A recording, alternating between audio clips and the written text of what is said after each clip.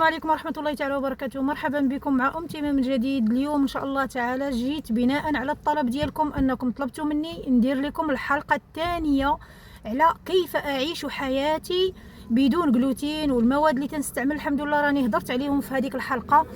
اللي بغى الرابط راه غادي نحطوا ليه ديال هذيك الحلقة في سميتو في صندوق الوصف.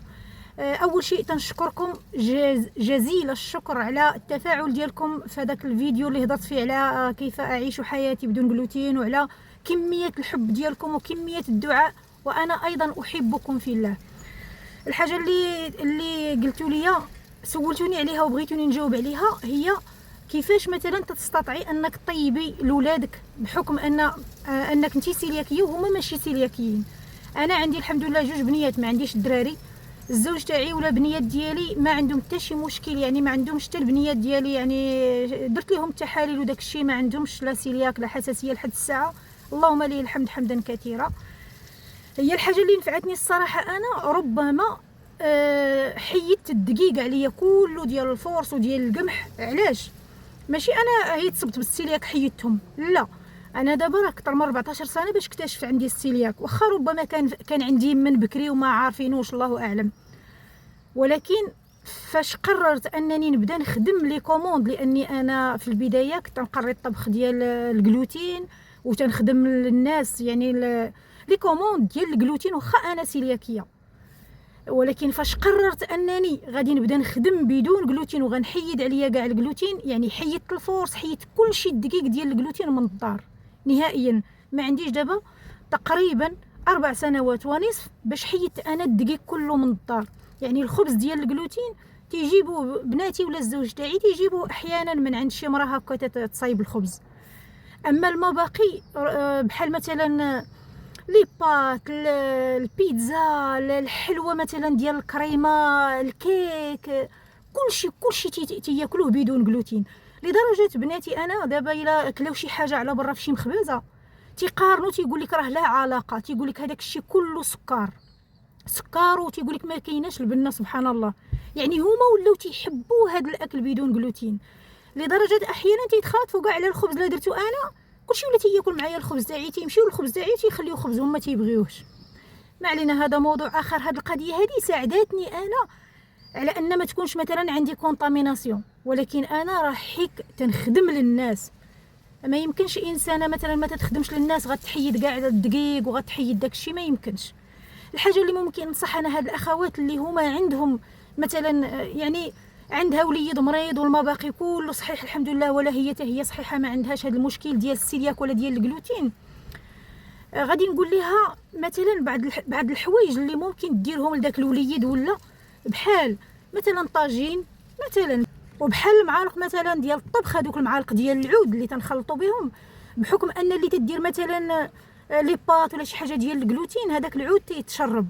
واخا انا سمعت واحد المعلومه، وتنتمنى انكم تجاوبوني كلكم في التعاليق على هذه المعلومه واش صحيحه ولا ماشي صحيحه، ان قل من 4 غرام ديال الجلوتين ما تيأثرش على الجسم. انا ما عرفتش وما نقدرش نجزم وما نقدرش نقول راه هذه المعلومه صحيحه ولا ماشي صحيحه.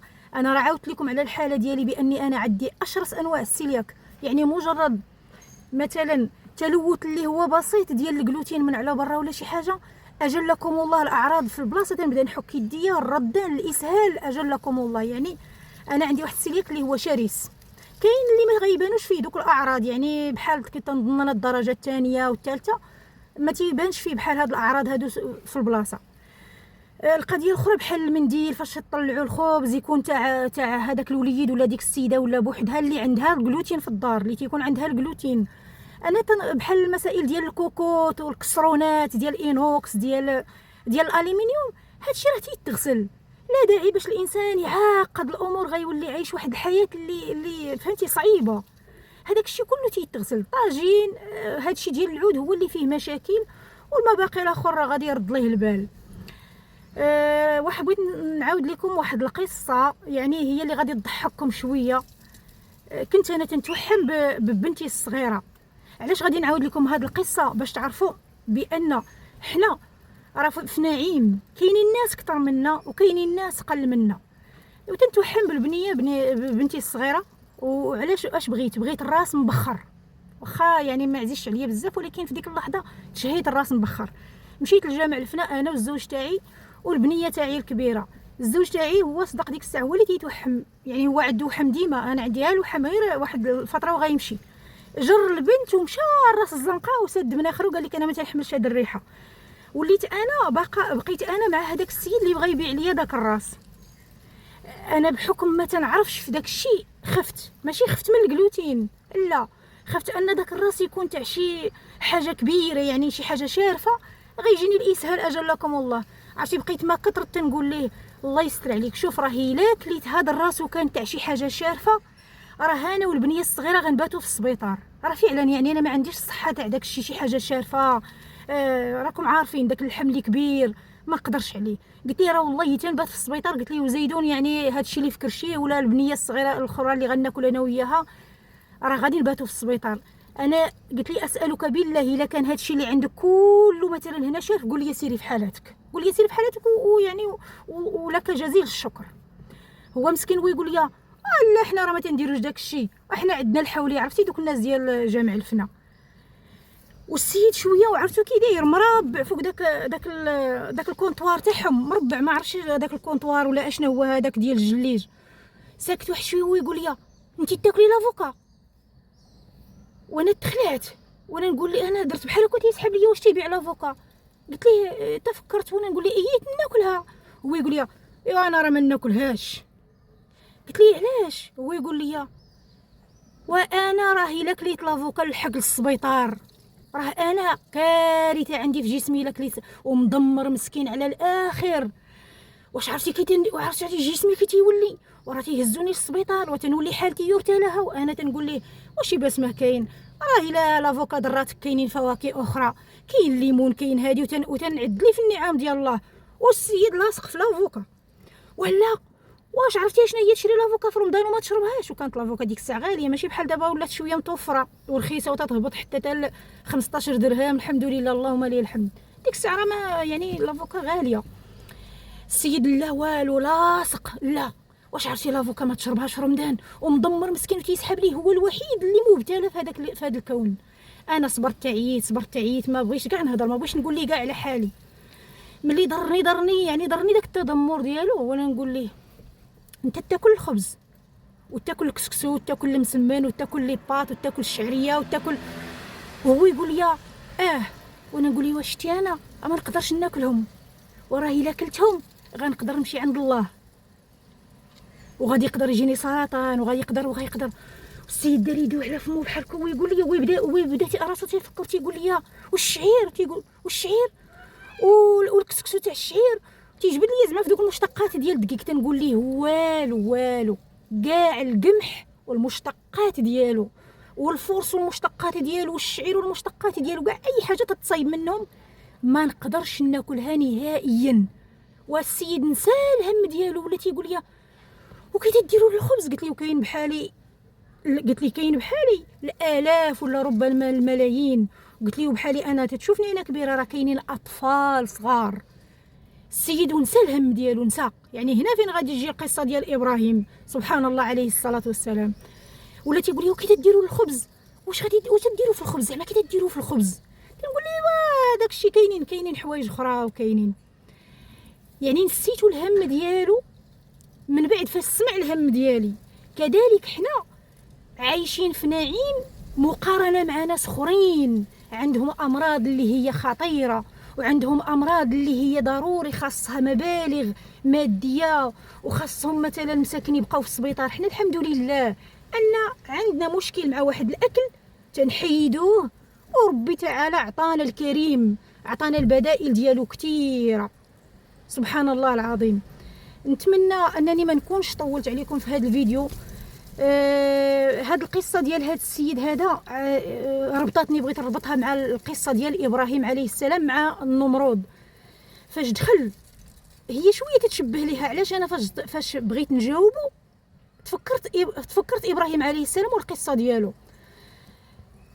فاش دخل قال ليه ربك، قال ليه ربي الله الذي يحيي ويميت. النمرود جاب واحد جوج ديال المجرمين قال لهم جيبوهم، مدخلهم للسجن وحاكم عليهم بجوج بالموت. قال لهم يعني اقتلوا هذا واطلقوا سراح هذا، يعني انا احيي وانا اميت. يعني تيوري لابراهيم انا راه بالامر ديالي تنحيي، بالامر ديالي هذا بقى حي، وبالامر ديالي هذا توفى. ابراهيم عليه السلام يقصد اصل الاحياء، الاصل ديال الاحياء. شكون اللي حياك انت وحيا هذوك اصلا حتى انت تحكم عليهم بالموت؟ وواخا حكمتي على هذاك بالموت فراه الله تعالى اللي حكم عليه ماشي انت. وهو باش يجادلو في هذه القضيه هذه ما جادلوش، جاب ليه حجه اكبر، هي هذيك اللي طاحت عليا انا فاش قلت السيد غادي نبقى نتحاور معاه في لافوكا وهذا والمونغ والليمون والبنان. لا، ابراهيم جاب لي حجه اخرى، قال فان الله ياتي بالشمس من المشرق فاتي بها من المغرب فبهت الذي كفر. ما بقاش عنده باش يجاوب. هذه هي باش انا اللي خدمت مع هذا السيد هذا. قلت لي وانت تاكل الدقيق؟ قال لي ناكلو. قلت لي انا ما نقدرش ناكلو. هو ينسى المرض ديالو، بقى انا ملي زدت من حداه بقى السيد تيفكر كيفاش واش كاين شي فئه من الناس ما يقدروش ياكلوا الدقيق. فعلا كاينه فئه من الناس ما تقدرش تاكل الدقيق، وحنا راه كما قلت في نعيم، وكاينه فئه من الناس اللي ما تقدرش تشرب الماء تطروي العطش ديالها. تصوروا ان كاينه امراض اللي ما يقدروش يشربوا الماء، يعني الماء كيف ما بغاو حتى يرويو العطش ديالهم، جسمهم تيبقى خاصو الماء، ما خصوش يشرب واحد الكميه كثيره ديال الماء ولا يشرب الماء براحته. وكاينين فئات اخرى وكاينين، والحديث يطول. نتمنى ان الله تعالى يستجب لنا يا ربي، ويديروا لنا مثلا شي دواء ولا شي حاجه بحال هكا باش بنادم يولي، يعني غير هاد الاطفال هادو اللي الامهات تيعانيوا الصراحه مع الاطفال، مازال حنايا كبار اللهم ليه الحمد. نسال الله تبارك وتعالى انه سميع الدعاء انهم يصيبوا لنا شي دواء اللي يكون مرفوق، يعني يكون الثمن شويه ناقص، يوليو يديروا هذا الدواء هذا، ويوليو الوليدات ياكلوا عادي، وداك الدواء يتخاد مره مثلا شوف شحال مره في 6 شهور ولا حتى مره في الشهر شي باس ما كاين، ويكون الدواء اللي كما قلت مرفوق شويه، لان حتى المواد لحد الساعه بدون جلوتين تتبقى غاليه، وتتولي المعاناه، يعني معاناه ديال الطفل. انا دائما تركز على الاطفال لان معاناه الطفل صعيبه شويه، ما حيلته من الغلا، ما حيلته للطفل مازال ما مستوعبش مزيان علاش انا ما ناكلش داك الشيء واصدقائي ياكلوه. وتنرجع وتنقول بان كل حاجه باجر ديالها، ان الله لا يضيع اجر من احسن عملا. نكتفيو بهذا القدر هذا، واي تساؤل حطوه ليا في سميتو، واي حاجه اي ملاحظه مثلا ولا انني غلطت في شي حاجه صلحوها ليا خوتي اخواتاتي. حنا راه فينا، يعني حنا بعضياتنا واحد تيكمل الاخر. شي معلومه اللي ما عنديش حطوها ليا في التعاليق. نتمنى الله تبارك وتعالى انه يحفظكم بحفظه، وفي امان الله تعالى وحفظه. والسلام عليكم ورحمه الله.